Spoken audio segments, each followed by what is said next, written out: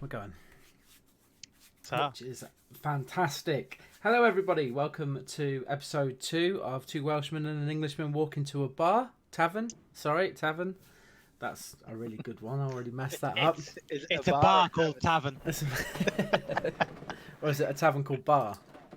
Oh, big questions. These are going to solve world hunger. I mean, that's why we're doing this, isn't it? You know what would solve world hunger? Cannibalism. Food.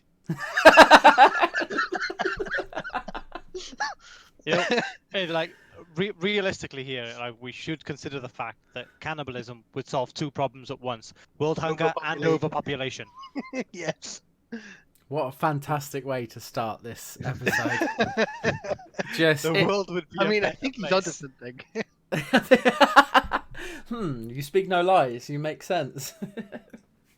Right. Okay. So have you guys watched the last episode at all? Some of it, but not the whole thing. It was far too long. Of what now? So that's a no to it being finished then. I've listened to it a couple of times, to be fair. I think it went quite well, actually. I enjoyed it. You guys enjoy it? I hate my own voice, but yeah. Yeah, I hate Leachy's voice too, but I gotta listen to that one. Yeah, that's true. Yeah. But, well, you're both back. I suppose that's a good sign. True. So, he has my kids. He's got the family. He says he'll only give them back after episode 10. No, you're never getting them back now. You've let it out. How could you? Anyway, let's get on to proper proceedings, shall we?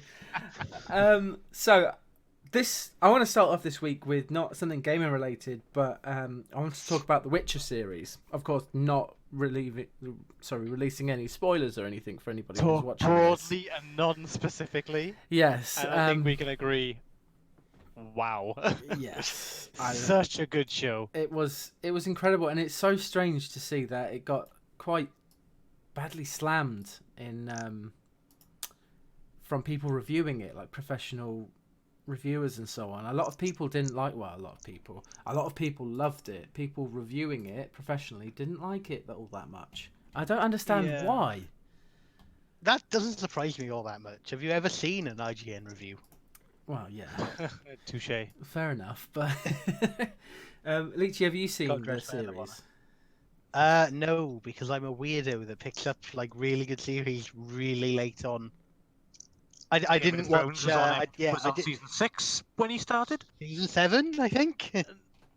Yeah, I think season 8 was the only season I had to wait for. Oh, so there you go. Leachy doesn't watch TV. The only thing I used to be up to date on was The Walking Dead, and I picked that up late anyway. They were on season 3 when I got into that. But season 3 was when it started kind of proper nosediving. Yeah, do you know what? I haven't even watched season 9, I think it is, of The Walking Dead. I stopped watching at season 7. In fact, I stopped at season 6. I didn't watch season 7, I believe. I thought it was awful. Just from season 3 onwards, it was just boring. It was really bad. But now, to be fair, The Witcher is fantastically well put together. I've actually started reading the books afterwards. I've been meaning to read the books. Shh, don't tell everyone. But I've been wanting to read the books for years and just sort of never got around to it.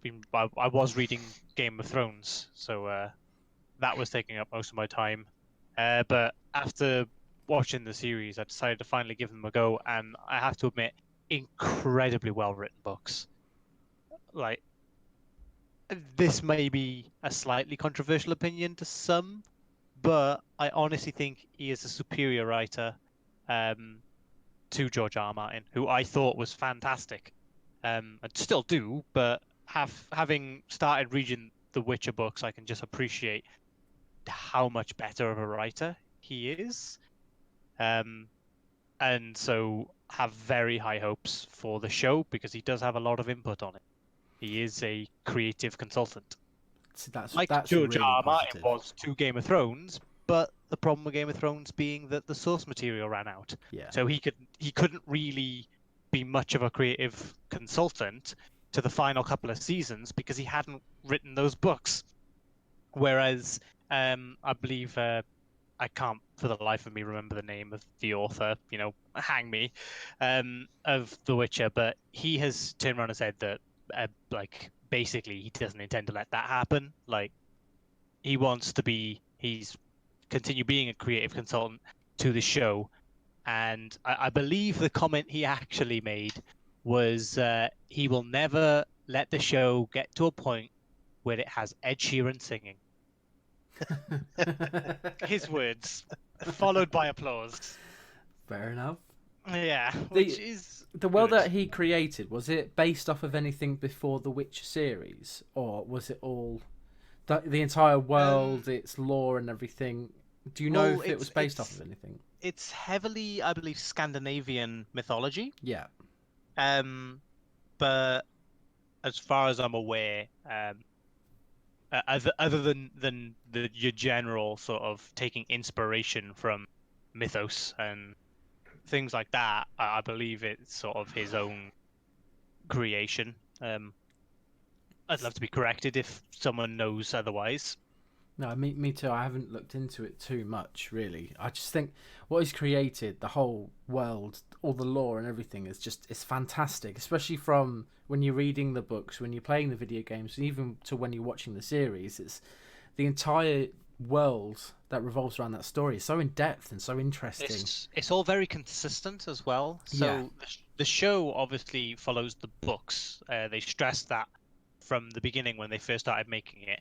They said there's obviously going to be a lot of things that you'll recognize if you come from the games, but this is where the issue with some of the casting came in, where people didn't like the way that certain characters such as Yennefer looked, and they pointed out, they were like, this is by book description. We've cast based on book description, not on the game's adaptation of said characters, and so the whole series is very sort of book driven. But you can really see the sort of the connections and the consistencies even in CD Projekt Red's rendition of the universe, which does deviate a fair amount.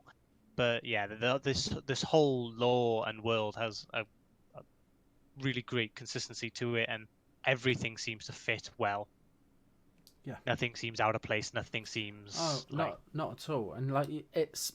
From anybody that's heard any kind of like folk stories or knows about the smallest things like monsters and mythical creatures, there's nothing really all that new. There's a lot of variation, but I mean, I've just started playing The Witcher 3 again, and down to griffins. Griffins are a pretty well-known mythical creature. Yeah, pretty standard. And your ghouls, your owls, all of that kind of stuff, people can recognize it and people know it. Anybody who's into sort of that fantasy piece like Lord of the Rings or anything along those lines, it's relatable to compare against something like that. So I think that can draw a lot of us nerds in. Woo. And like you said, it is very consistent. I mean, I watched the series, I finished the series today actually, and it was enjoyable to see those characters portrayed in a different way, but still, compared to the games, but still feel as if they are those characters. And even with the differences from the game to the book / series, they're still the same character. They still feel like themselves. They don't feel too different. Small nuances. Yeah, the only person I would say is probably Triss. Triss is very different. Yeah. I have only recently started reading the books, so I haven't really read anything about Triss, so I don't know how Triss is described in the books, but in the series, she is very different from the games. Yeah. Very. I don't know if it's because the games are quite a bit further into the future. I think they're about 15 to 20 years into the future compared to the story that they're telling in the series, and that could be a big difference or a bit of a change.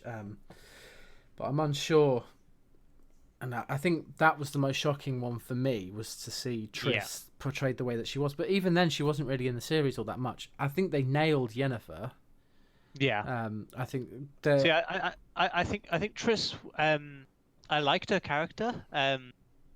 I think she was very well cast, just different.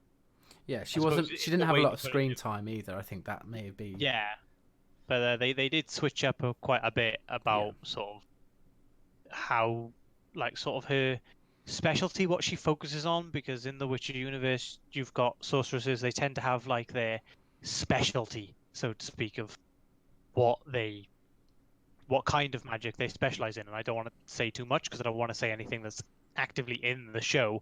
But yeah, I have read that her sort of specialty in the show is quite different to in the books. Right. So she's quite a different character. Okay. Well, I mean, they may align with further series. I believe they've already announced that they're going to be creating a second series. Yeah, it starts filming in February. We won't get it till 2021. That's fine. I'm more than happy to wait. If it's as good as the I'm first not. season was. I'm not. I need it now. Okay. Fair You enough. shut your filthy whore mouth saying you're happy to wait. No. Hey, you're talking to a man who loved Sherlock. That was every 2 years they released like 4 Yeah. episodes. Sherlock was good. Sherlock was good. I It wouldn't was know. really good. Yeah, You just don't watch Leachy's- TV, do you, Leach? Leach is very, very sort of going to be very quiet in the segment because he doesn't watch TV. So until we get on to talking very specifically about games, we're going to have a very sort of silent bystander right here. Oh, Leach, it'll be fine. I can't wait for you to watch it then. You're like, oh my Yeah. god, guys, The Witcher is amazing. There's We know. 2 topics that I'm good at: video games and not pulling women. Was that in no particular order? No particular order. No, but they are joined in some way. Hey. Yeah, well, we may as well move on from The Witcher then, unless there's anything else. Actually, before we do, Henry, do you not like him? I do.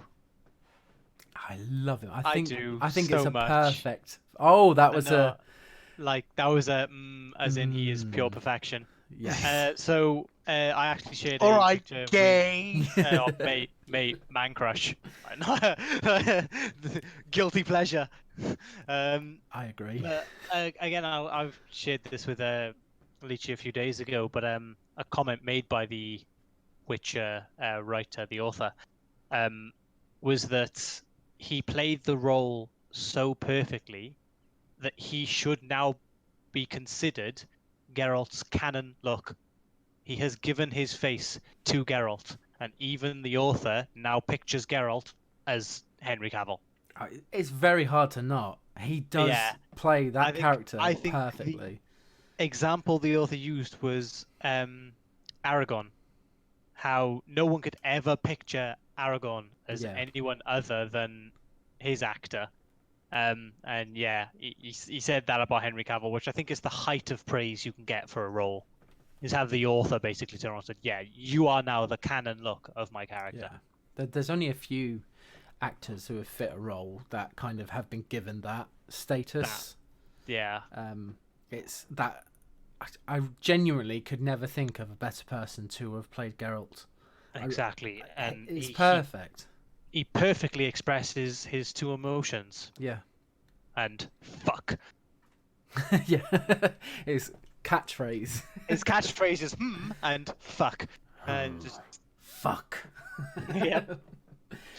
Brilliant show. If you haven't watched it yet, please go and watch it. If you're Treat yourself. if you're a big fan of Game of Thrones, you know, pre was. season 5. Yeah. If you're a season 3 and 4 Yeah. Game of Thrones fan, then Witcher is for you. Absolutely. If you're a fan of the games, go watch The Witcher. You know, it's really, really well done. You will definitely enjoy it. Just you'll be a little bit confused to start with. Yeah. I'll say one thing. Timelines. Yes. And I'll leave it at that. Yeah. And then we'll you'll work it out swiftly- when you watch it, but just keep the term timelines kept in your head, and Yes. you'll be all right. We shall move on then. Something to do with game and Leachy. It's your turn. What did you want to talk No, you- about? Okay, if you want to. What you're playing at the moment? So I'm still like absolutely So rinsing right Diablo. now, 2 Point Hospital. Yeah, right now I'm playing 2 Point Hospital. Yes, which is fantastic. um, recently started playing Assetto Corsa. I think I don't know. Excuse my Italian. here. Competition. Yeah, it's competition. um, yeah. Not bad. I tried it with a controller. Don't recommend. definitely, definitely have a steering wheel to play that game. Controller does not work. Well, that's Oh. all. I mean, it can, but because it's so sim based, it's not an arcade game like Forza. You need when you need like if you're going fast into a corner and you need like a little bit of steering input. Well, with a controller, it's basically you're either steering or you're not. Right. You don't Okay. really Yeah. you don't really get very precise control over how much. So yeah, with a controller, you're probably just gonna bin it into the nearest wall. Okay. Fair Good tip. enough. Not that using a wheel stops me binning it into walls, but it helps avoid it sometimes. Sometimes. Not all the time. Sometimes. Sometimes. And some of the time, yes. Fair enough. Anything else? Anything you want to elaborate on? I know there was a This is lot your of time to talk. We Yeah. like you've been silent for the majority of this. so far. Usually can't shut you up. Come on. You said about Diablo. I mean, we went into a long conversation on the last podcast about Diablo, so I don't want to go into it for more than a couple of minutes. But anything new there? Nah, not really. No. I finished Diablo the 4 campaign. looks exciting. Diablo 4 is a long way away. Sad face. That pretty Yes. much covers the Diablo talk, I think. Excellent. That sounds good. Okay, I'll move on then. Rooster, what have you been playing? So stepping away from PC gaming a bit here, Oh, okay. I did buy my my partner RingFit for the Oh, Wii. yeah. Not the Wii, the Wii. Switch. Get out! Yeah, it's because the reason I got it is she's always on the Wii Fit, and now she has the Ring Fit. But yeah, very good. I've heard good things. I've heard Like it's the very fun. Ring Fit is Yeah, it's not bad. like I got to have a go. It's, yeah, he came round my house the other day and gave it a go, and he left burning. Jesus. Are we talking about burning muscles, or are we talking about I mean, a we're sexually talking transmitted disease? We're talking about Red Ring. But nah, yeah, it's actually a surprisingly good thing. It's quite fun and definitely can give you a decent workout if you play the right things. So anyone who likes a bit of sort of workout gaming like the Wii Fit, very highly recommend the Ring Fit. I think it's really interesting how Nintendo have done those kind of games, like your Wii Fit, your Wii Sports, and now they're bringing that into the Switch as well. I think the Switch for Nintendo was their last chance. I think they were heading down a really awkward way especially with the Wii U. With the Wii U maybe, but the Wii was one of The their Wii best-selling consoles. The Wii was incredible, absolutely incredible. They sold a lot, but that kind of there was a long period where it was just the Wii from Nintendo, and then they released the Wii U. Yeah, and the Wii U was a bit more of a not as well received. And they left themselves out of the game for a long time because the Wii came about with I believe it was the Xbox 360, PlayStation 3 generation. Towards the end of their generations, because the issue is Nintendo releases outside of the regular console cycle. Yeah. So you get your, PlayStation and Xbox sort of release competition of who will win, who's winning this generation. A lot of people only buy one and they release on the same year, whereas Nintendo will release about 3-4 years later. So smart actually, because they can usually capture both PlayStation and Xbox fan base, because by that time those people are willing to go and put down another £300-400, whereas They weren't 3 years ago because they'd already done it. Pretty sure So the they- Wii is a lot older than that. Pretty sure. I'll have a look. I'll look now. Xbox. Oh dear. Well, I've just had a complaint on 2 Point Hospital because basically the so one of my patients was super unhappy with the hospital for a couple of reasons. They were thirsty, probably because I have no water fountains anywhere. They couldn't reach the toilet because the queue for the one toilet is massive, and they were in the hospital for 228 days without treatment. wow. I think I need to do a better job. Are you run by the NHS? What is this? Yeah, I think so, mate. Okay, so just to clarify there, yeah, you are right with the Wii. So the Xbox 360 came out in 2005, and both the Wii and the PS3 released just a few days apart in 2006.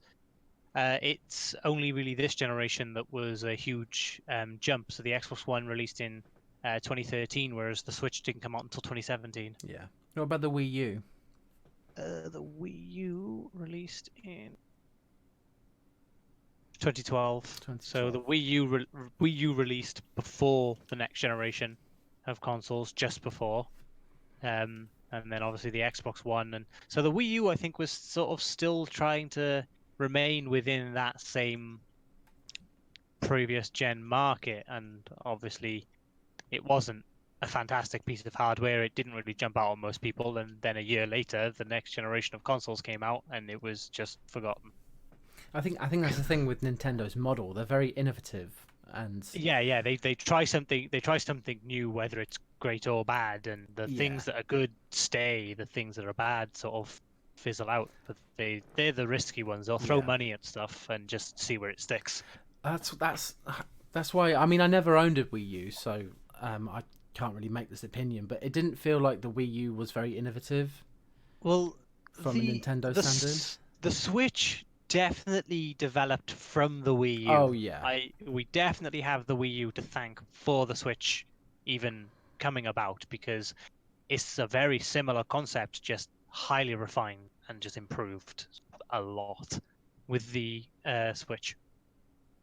You can see that within the look of it, you can tell that it's definitely derived from the Wii U, but it seems to have a bit more power backing it. Yeah. And a lot more innovation. And I think there was that question at the start of the Switch's lifespan when they announced it, was, were developers going to waste the time on the Switch?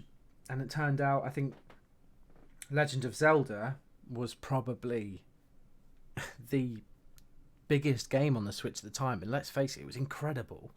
Yeah, Breath of the Wild is a good game. And I think that's what rate it kickstarted as highly as most people.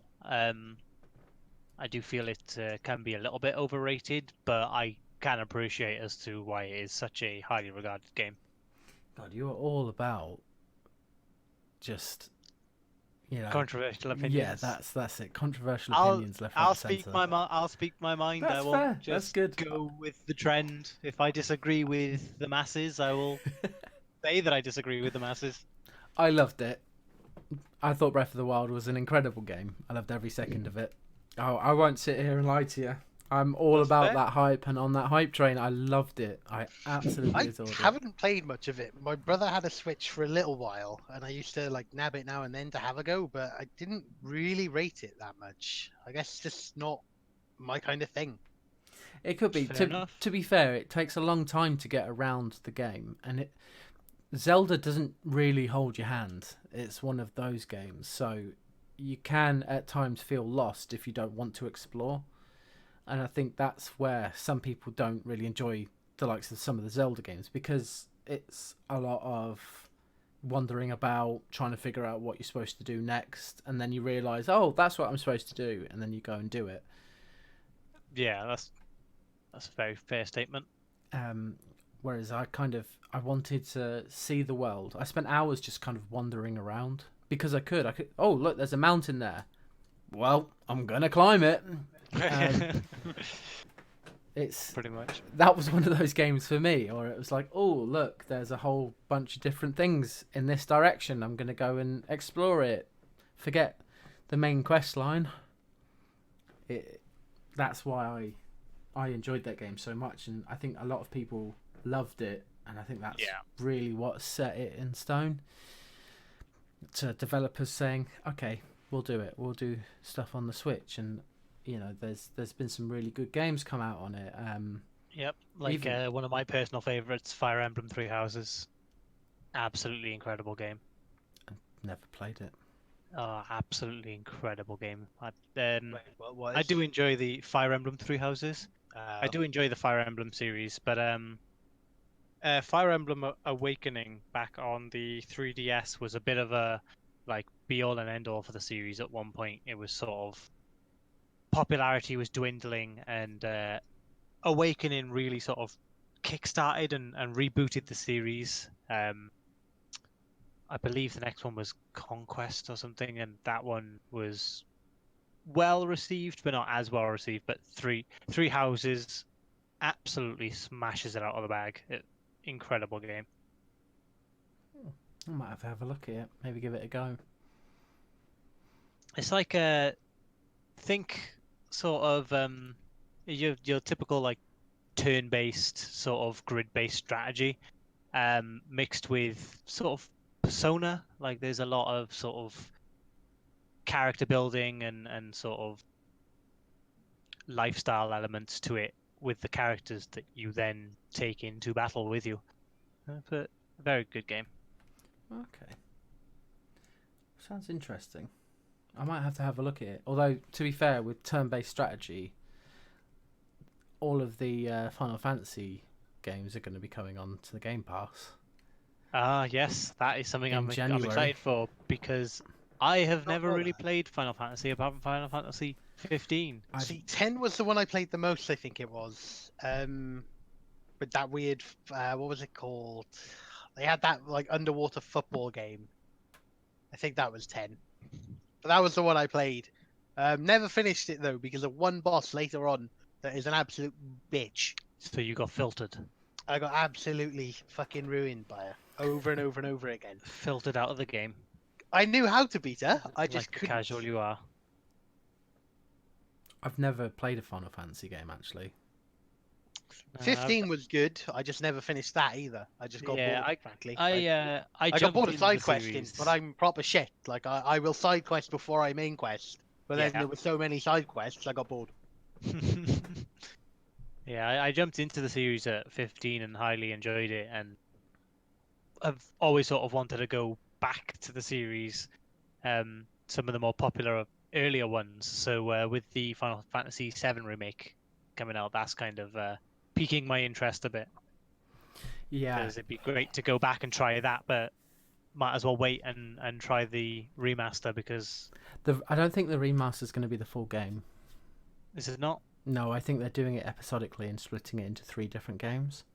Is what I've heard, because the game itself, I think, was in a couple of parts or maybe 2 parts. Yeah. And there was a lot of content for it back then.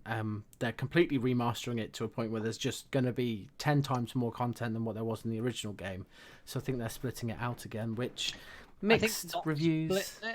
I think not splitting it as well, something people tend not to consider as well, is people will be the first to complain that a game is 100 gig and is taking up all their hard drive space, but then also complain that there's not enough stuff in the game.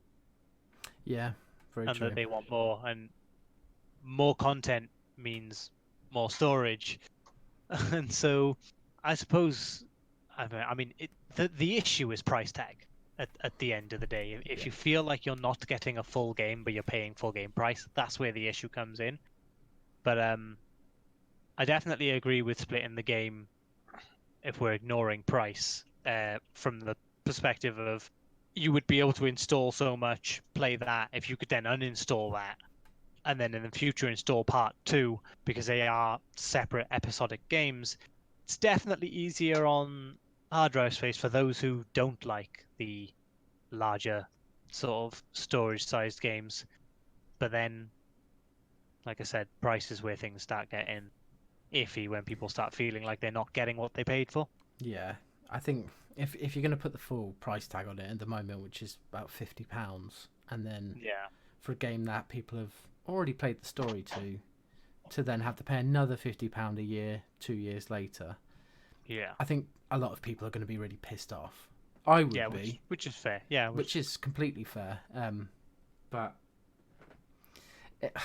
we don't know what it's going to look like. I know that I'm going to, because I'm pretty sure 7 is part of the Game Pass. I'm going to probably play it because I heard that's the best one. yeah. It's definitely the one the fans love the most. And I love that kind of gameplay, and there's not enough games that do it. I played Lord of the Rings Third Age.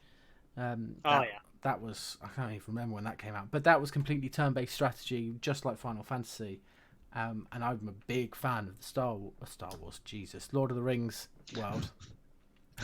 Big fan of Star Wars as well, but that's a sweaty brow. That is a mix-up you do not want to make in the nerd community. I've been at work all day. I'm very tired. Sorry. So I'm a big fan of Lord of the Rings. Oh, next you'll be mixing up Star Wars and Star Trek, and then you'll really start a war. Hey, I'm a fan of both, so I'm allowed. No, I'm not. If I do it, I'll hate myself. Anyway, I played Lord of the Rings: The Third Age, and I loved that game. I really, really enjoyed that game, and that was a turn-based kind of strategy game. An old Lord of the Rings game that I absolutely loved that died out and didn't get much attention was Lord of the Rings Conquest. I never played it. I always wanted to. So good. I loved it. Was it real-time strategy? It was just first person. I can't remember if it was first or third person, but it was just like a multiplayer action game where you could play as an archer or. Yeah. I suppose think Battlefront 2, the original Battlefront 2, not the new one. That, but in the Lord of the Rings universe, where you play as an archer or a swordsman or a wizard, and you had the heroes as well. It's the same thing where you could spawn in as Gandalf or Legolas or Aragorn, and you could ride. And it was that game to me was just unbelievably good, and disappointed that it didn't go anywhere. That one must have missed me, gone straight over my head. That sounds like it would be a lot of fun, actually. Oh, it was absolutely amazing. Leechy, I think you were going to say something about it? It was doing okay until EA just decided that, it's not viable to run this game anymore, so they shut the servers down. Yeah, sounds like an EA thing to do. They did that with the original Battlefront 2. I remember, and I remember there were a lot of people within the community who hosted their own servers for it. I think they still do it now, to be fair. A lot of people from that community are hosting servers. You do see that quite a bit, to be honest. Like games that were used to be EA or whatever got shut down, and the community just take it upon themselves. Like I can't remember the name of it, but there's a Battlefield 2 sort of revival project, where you just you download their third-party launcher or whatever. I think you've still got to install the actual game from your own disk or whatever, but then you download their launcher and you can just load up and play online like you would have way back when. It just goes to show. Very well, though, to be fair. Yeah, it just goes to show what a game's community can do. Yeah, the trouble is, it all comes down to the money, doesn't it? Yeah. There's a cult following of maybe even 1,000 players, but that's not a lot in the grand scheme. When they can just make a new game that will have tens of thousands of players that will all pay for it outright and what have you. I think the good thing on EA's part is they're not trying to shut the servers down.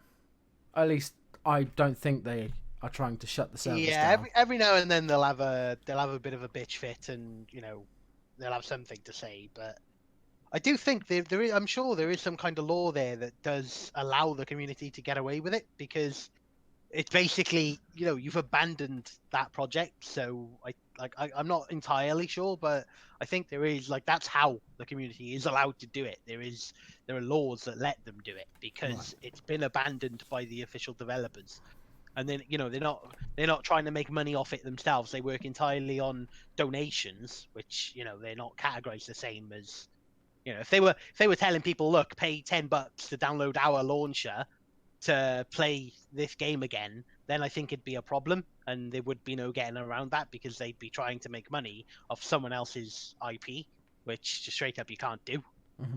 But because they're not altering the game in any way, and they're not charging you directly to play the game that you've already purchased, I think that's how they get away with it. That's a good model, and people are willing to donate money to that kind of cause.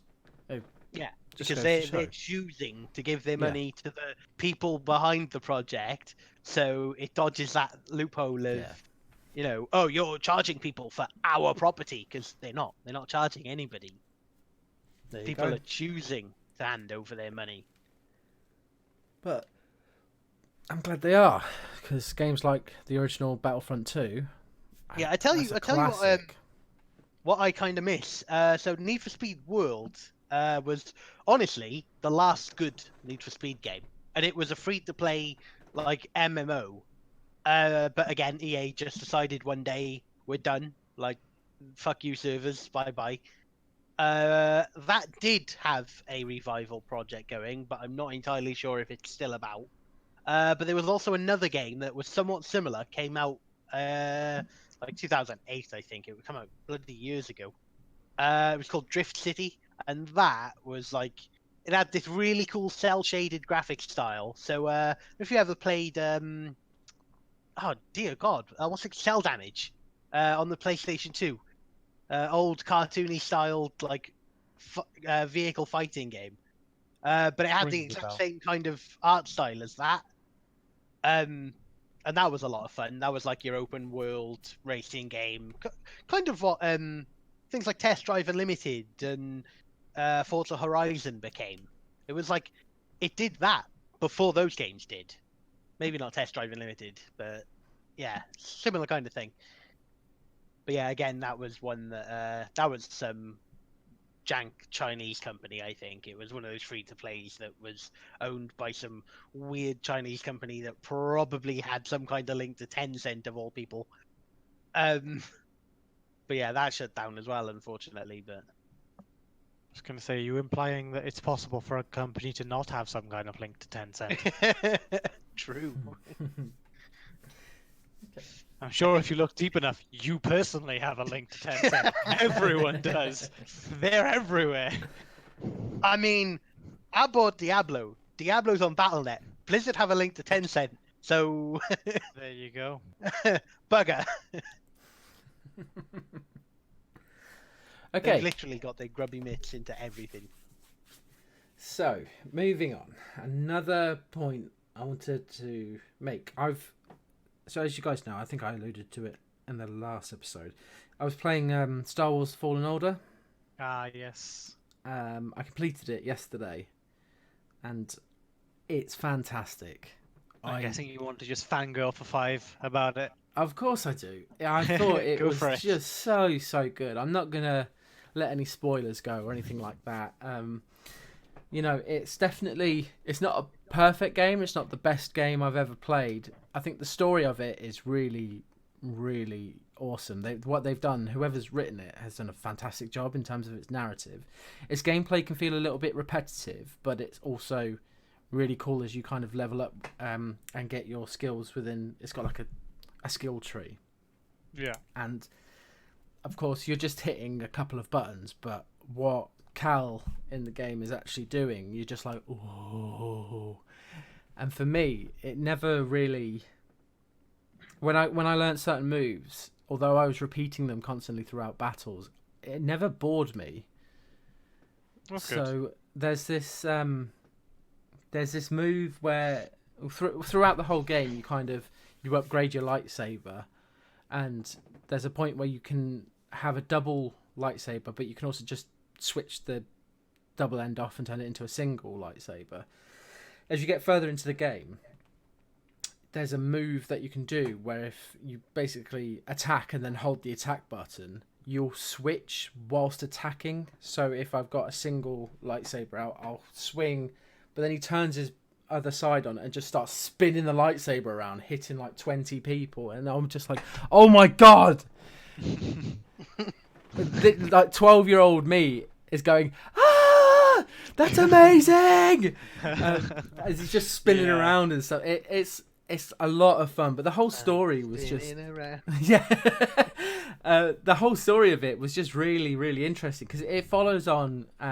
It's about, I would say, 10 years after the Purge happens, Order 66, and you play a character called Cal Kestis who's trying to fight his past and get away from it, and by doing that he starts to lose his connection to the Force, and it's the whole game is kind of, the whole Order 66 happened when you were a young kid, just a youngling Padawan, about, I would say, 7-8 years old. You see, it kind of escalates from there. You end up going into hiding, and it's all about trying to relearn how to use the Force and relearn all these techniques and so on. Like it takes you forever in the game to double jump, for example, but it's that kind of story that leads up to it, why they're doing what they're doing, and the whole reconnection with the Force. Outside of Star Wars Battlefront 2, which is sort of in its own area of Star Wars games, I guess, if that makes sense. The last one I properly played was actually Force Unleashed, and I think the first one as well, not the Force Unleashed 2. And that was the last one that I really sunk a lot of time into. I think with the Force Unleashed, the character you play in there, he's very strong with the Force, but he's, in those games, you're made to feel like a god. You literally just wreck through stuff. Yeah. As you expect to with being, a Force wielder or a Sith Lord. Whereas with Cal, he's was a member of the Jedi Order, but he was a kid.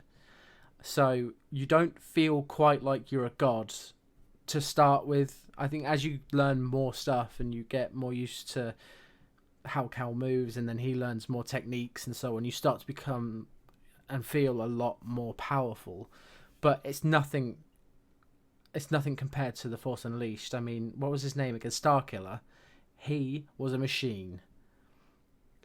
And there's this one point at the end of the game, don't worry, no spoilers, but you kind of completely see this kind of gulf in power between Cal and then other Force sensitives, and the whole end sequence, I was just, a 12-year-old me again was going, oh my god, this is amazing! But yeah, I never got that sense. I enjoyed the Force Unleashed, but it was very arcadey. It just felt like there wasn't... Your arcade. Wow, okay. It's hard to explain. Narratively, it was quite a simplistic story, whereas I feel very differently about the Fallen Order. I think narratively, it's written really well. I've been meaning to play Fallen Order, but I just haven't bothered yet. Yeah, Tay really wants to play it, so I might see if she wants to pick it up, and then I'll play it on her PC or something. That's fair enough. Get it. I would say get it at a low price, because it's only a story-based game. It's only a single player, and I think the story itself is about 20-25 hours if you rushed through it. Fair. I've had it since early December, and I kind of muddled my way through it quite slowly. I went exploring, because there's always something else you can do as well. Always somewhere to explore. You get a couple of planets that you can go to, and you can't get to certain areas until you've learned certain abilities, so it gives you a reason to go back to other planets, which I think is they've done that really well. I mean, it's all about quality over quantity. You don't need 20 planets that you visit once and then never go back to, or it's a completely dead world. There's always something going on, which is really enjoyable. I definitely recommend people play it, I definitely recommend that game. I thoroughly enjoyed it, and it's a shame that it's finished now for me, but I'll probably play it again. I'm not gonna lie. I just enjoyed it that much. So, is there anything else that anybody wants to bring up before I move on to something else? Nothing in particular. No, yeah, not really. No? Well, when are you two returning to Star Citizen anyway? I dabbled the other day just Yeah. to see what the new patch was like. Didn't really do anything, I won't lie to you. Anybody who does watch this podcast is going to have to know that I will most probably talk about Star Citizen every time we record one, because I'm Yep. absolutely in love with that whale. game. Because he's a whale who keeps sinking money into it I and has a problem. I haven't. You're like single-handedly funding the freaking developers. Is what you're doing. I haven't put money into it for a while. Only because you're waiting for the Carrack. I've already got the Carrack. I'm just waiting for it to be released. Oh, dear Lord, that's even worse. It came in that. Pre-order Did you this ship. pre-order? Ugh. No. I mean, have you paid for a ship you don't have yet? Yes. Then you pre-ordered it. Pre-ordered it. Yeah, and I'm going to own a Carrack. Just jealous. I am a little, yes. No, I bought because of course I've got the concierge status. Let's breeze past that very quickly. Yeah, let's not get onto that topic. Whale. When you get to that status, they give you game packages that you can buy, which includes quite a few ships, and I got the extended exploration one, which came with a lot of good ships. Yeah. So the Carrack was one, which is going to be the main exploration vessel. The Terrapin, which is a single-manned one, but a lot of those ships, the ones that I definitely won't use, I've traded in for another one. So I've got a Hull D, which is going to be a massive freight ship, capital-sized freight ship, which can. So, for example, the Caterpillar holds 576 SCU. The Hull D carries about 49,000, I think, which is a lot. A lot. So, but that's in concept as well. But I'm looking forward to that. I've also got the Hercules, which is going to be like a transport / combat ship, or sorry, gunship, I think. That looks gorgeous. Yeah. I'll show you a photo of the Hercules.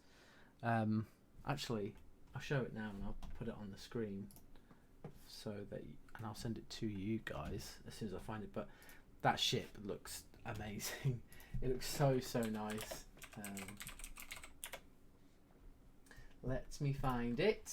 Here's a photo right here. So, if you tell me that this doesn't look gorgeous, then just get out, because I've not got time for you.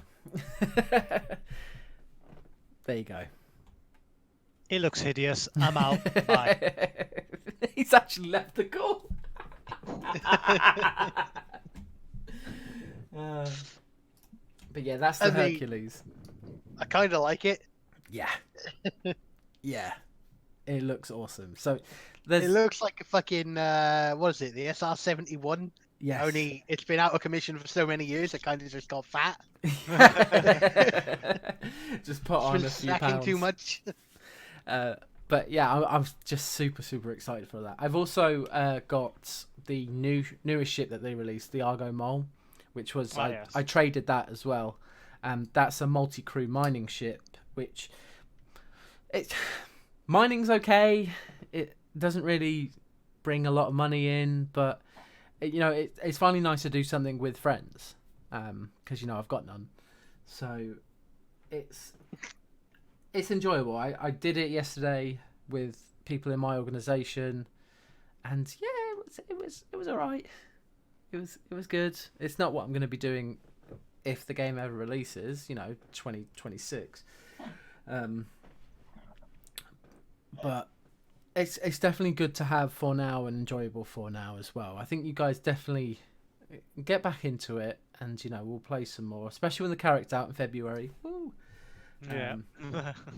Which I'm really looking forward to. And then there's a lot more that the game has to offer, and I think a lot of people that want to get into it, I think now's a very good time to get into it, as long as you're aware that there are bugs and the game is in development. As you both have put many times, an alpha is for implementation, a beta is for bug fixing. Yep.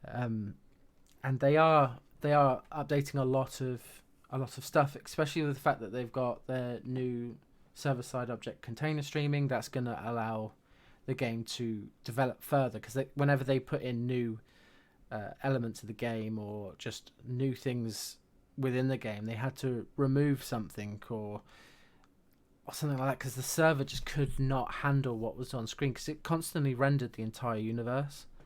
That was its bigger problem. It didn't stream. Right. It didn't stream everything in, so everything rendered. So of course, you're trying to add and implement new things.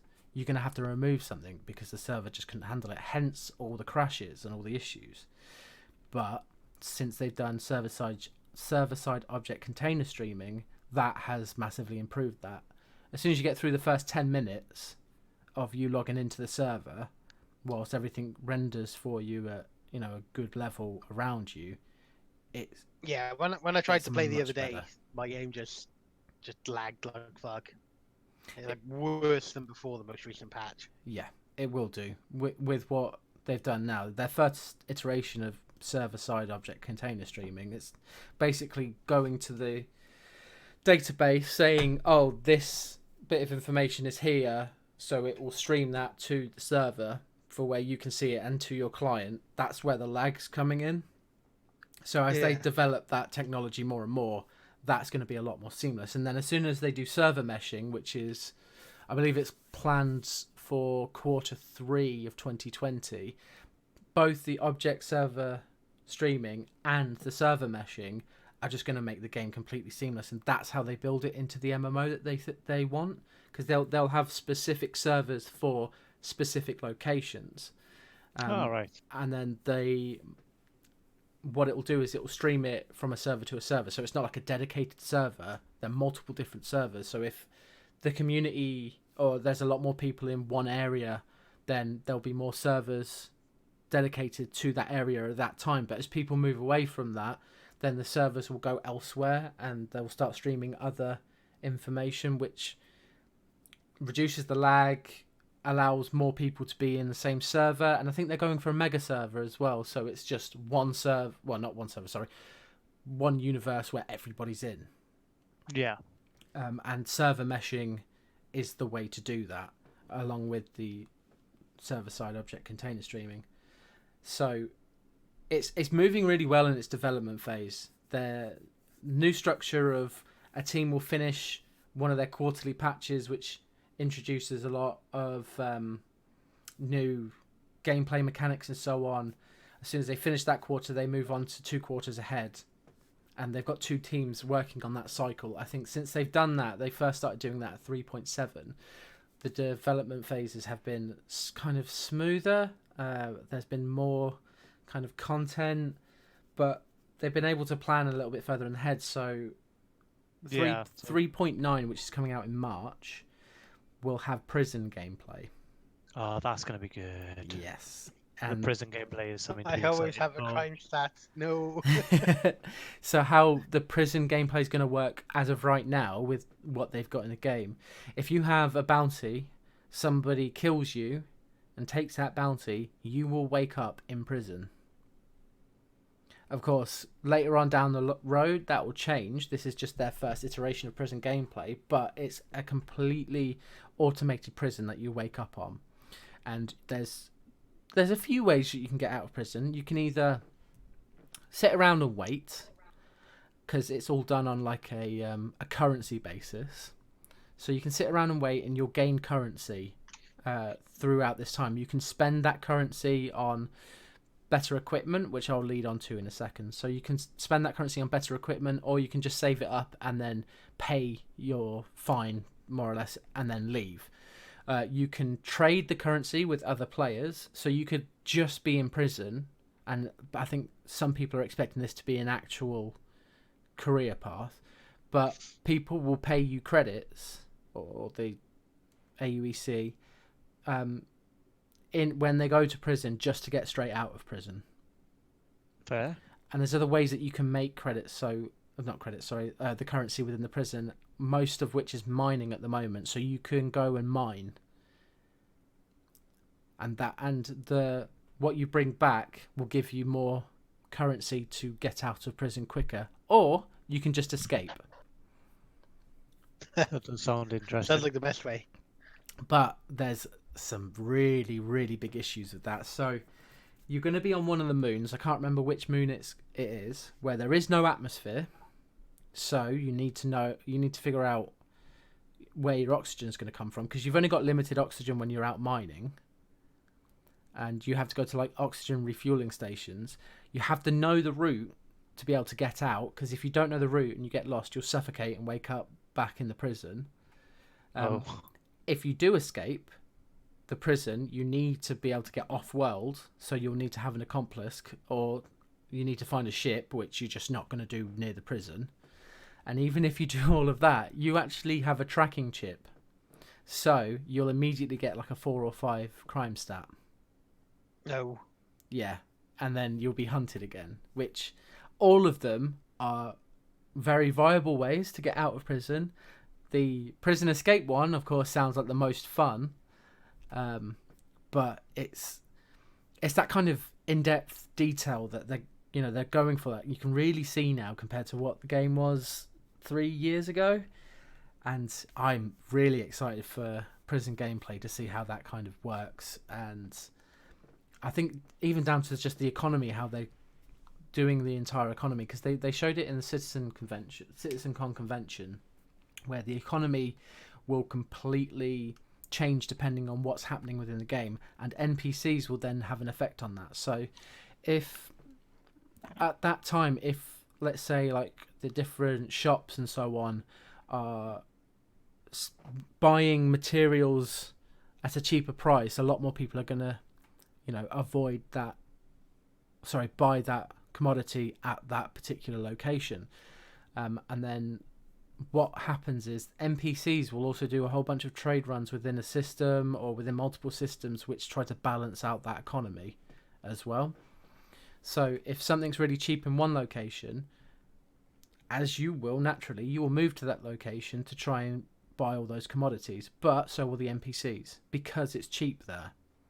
Then you'll go to refine said material or sell said material at places where it is good to sell it, until that shop has too much of the commodity and starts to lower the price, which then the economy shifts and changes again.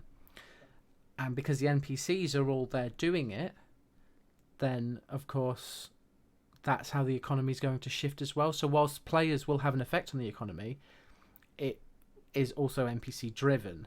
It's the same with stuff like piracy. So if there's a route which, it's fair trading, but pirates start to get in the way and start to plunder ships and try and get all those commodities, what will happen is the place that the route is blocking, the prices will go up because they need that stuff, but there's more of a risk factor, so less and less people trade there. It's the high risk, high reward. Yeah, it just starts making a lot of sort of interesting possibilities and variations to the sort of gameplay that you can have. Exactly. And these are all fantastic ideas, but at the moment they seem to be just ideas. I've seen it in real time within the convention. There is the economy panel, which is on their YouTube if anybody is interested, which shows it all within real time. They speed it up and how something can affect the entire economy, but again, it's ideas. It's waiting for them to implement that, which in 2 years' time, I'm excited to see what the game's going to be, because if they manage to implement all their ideas just from the last CitizenCon, the whole going into a different star system through a wormhole, the economy system, the language system, seeing more of the aliens, even Squadron 42. I mean, and their, I don't know if you guys saw their arcade shooter piece. Think of Battlefield, you know, where you fight for one point, then the next objective opens and you fight for that point, and the next. They're doing a game mode like that. Oh, that could be interesting. Yes, which at first it's going to be a complete mess because the gun mechanics aren't great, but what it does do is it gives them a fantastic amount of data to then rebalance and focus for the game overall. But you think Battlefield is just you in a couple of vehicles running to certain points. From what they've shown us, the first point is you got to hack the AA turrets or shut them down. You move to the next point, which is getting to, I think it's a comm relay, but you can then go into ships, so you're not going to get shot down. And I've seen people in like Hornets dogfighting below on the ground, and then from there, once you complete that stage, you actually fly out the atmosphere into a mining laser, which is just outside the atmosphere, and you've got to battle to gain control of that mining station. So these kind of game modes are not going to be limited to just one small location. It looks like there's a possibility of going from a planet to a planet in its later stages, which I'll link you to the video so you can see it, but that might really interest you guys.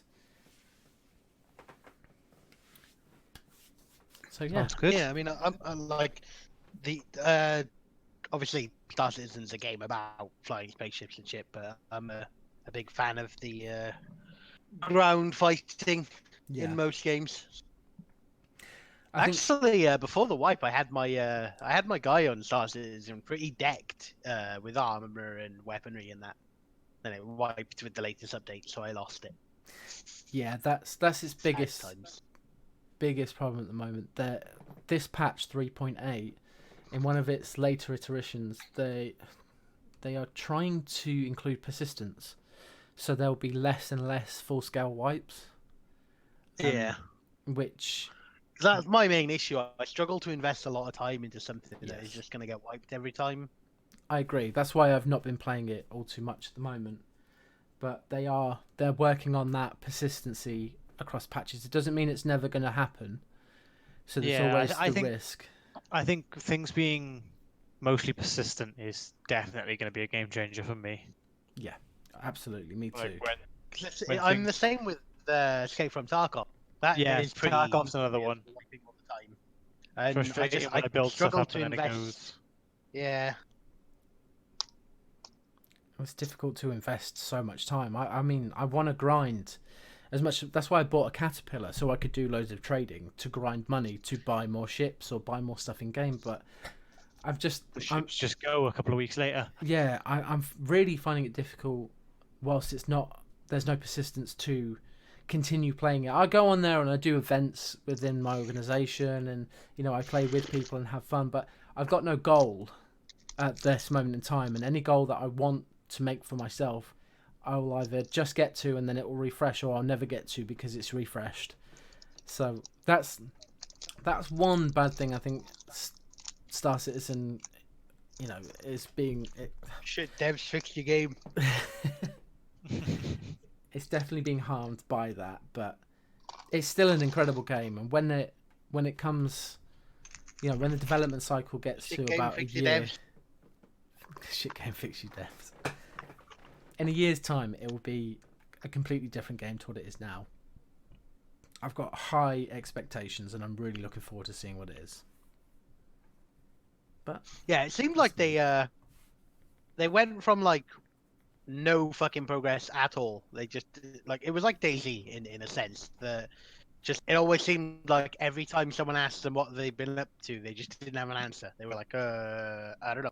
But then all of a sudden, they were just like, oh yeah, this is what we've been busy doing. And now, changes are coming pretty quick. I think, being transparent with your community goes a very long way. Yes, it does. Absolutely. Eventually, DayZ did learn that, and people finally started to realize what was taking them so long to release the game when they actually started telling people what was taking them so long to release the game. There you go, game developers. That's what you need to do. Be more transparent. Just talk. Yeah, Just tell us something. exactly. Remember the uproar for... oh, God, names are just disappearing today for me. What was that game based in space where you're trying to get to the centre of the galaxy? No Man's Sky. Yeah. The game developers just disappeared after everybody bought it, and for weeks on end just didn't say anything to anyone, although everybody was pissed off. And rightly so. It was a terrible, terrible game on its release.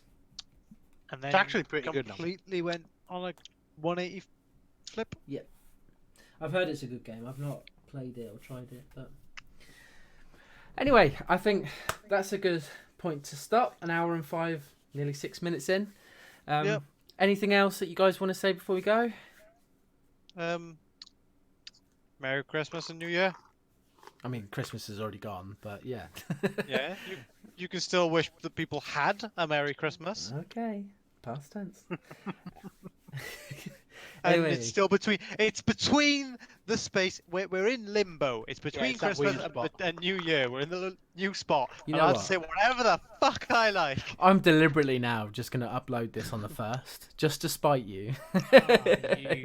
Well, as of recording, it's not the New Year yet. Right. Anyway, thanks anybody who is actually still here and listening. I don't know what you're doing. I believe the other video had 12 views as of today. Ooh, 12. we're getting there. 6 of them were probably me.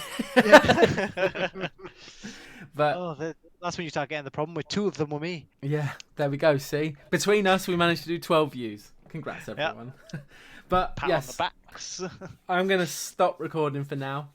So anybody who is still here, thank you so much for listening. And as Ruth said, I hope you have a really good New Year. And hopefully there'll be a 3rd episode. And we shall see. All right. Right. Bye, everyone. Toodles. See ya.